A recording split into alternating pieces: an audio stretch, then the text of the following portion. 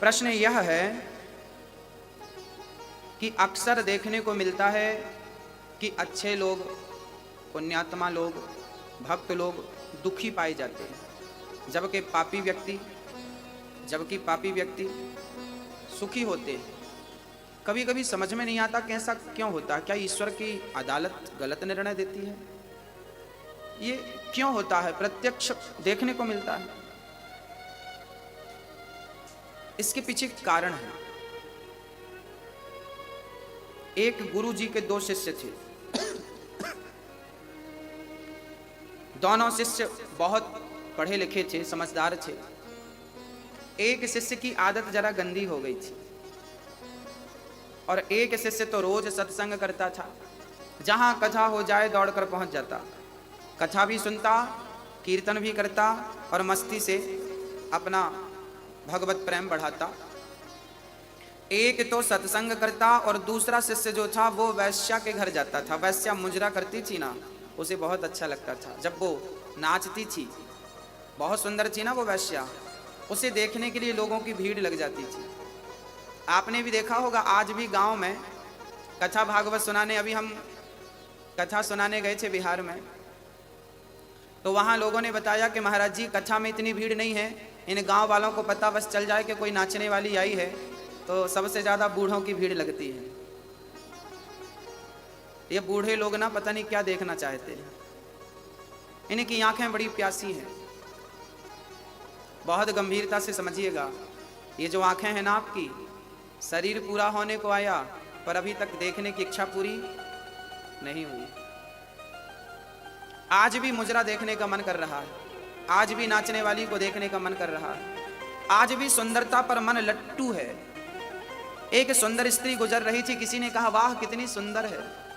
हमने कहा पागल, तू इसकी सुंदरता के पीछे पड़ा है, अभी तूने सुंदरता देखी कहाँ है। जिस दिन मेरे बांके बिहारी की सुंदरता देखेगा ना, पागल हो जाएगा। ये दुनिया हमें तब तक ही अच्छी लगती है जब तक हमें भगवान का स्वाद नहीं मिल जाता, और मिलने की देर है, केवल देर है।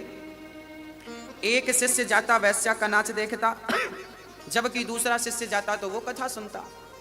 एक दिन वैश्या के घर से लौट रहा था शिष्य, तो सिर्फ रास्ते में सोने से भरी एक पोटली प्राप्त हो गई। रास्ते में सोना मिल गया ढेर सारा।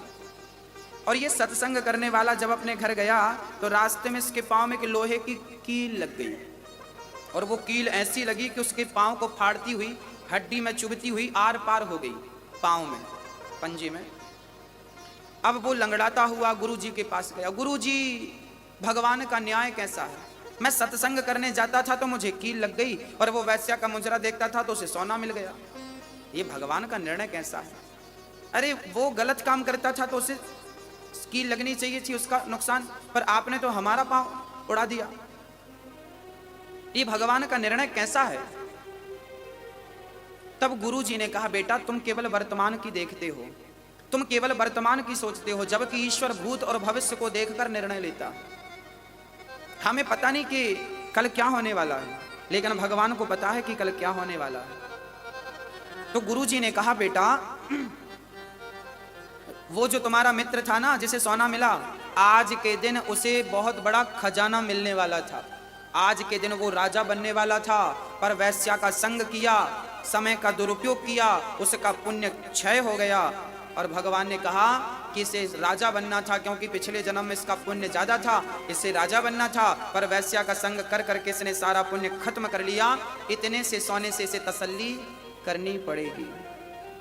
और तुम्हें आज के दिन तुम्हें मौत आने वाली थी, आज तुम्हारे जीवन का अंतिम दिन था, पर तुम भगवान की कथा से जुड़े थे, कीर्तन और सत्संग से जुड़े थे, तो भगवान ने आपकी मृत्यु को एक लोहे की कील में तब्दील कर दिया। ये परमात्मा का निर्णय है जो सब समझ नहीं पाते, सबके बस की बात नहीं है। जीवन में जब दुख आए, जीवन में मैं आपसे बात कर रहा हूं, आपके जीवन में जब कोई भी दुख आए तो समझ लेना कि ये आपकी बहुत बड़ी, आप यदि ईश्वर से जुड़े हैं तो आपका बहुत बड़ा संकट परमात्मा ने छोटा सा करके निकाल दिया। बहुत बड़ा संकट ईश्वर का धन्यवाद हमें देना चाहिए, ईश्वर का शुक्रिया अदा करना चाहिए। कुछ भी हो सकता है, इसलिए हर व्यक्ति नेगेटिव ना सोचे, पॉजिटिव सोचे, सकारात्मक सोच रखे। जब आप अच्छा सोचते हैं तो आप अच्छे बनते हैं, आप नकारात्मक सोचते हैं आप बुरे बनते हैं।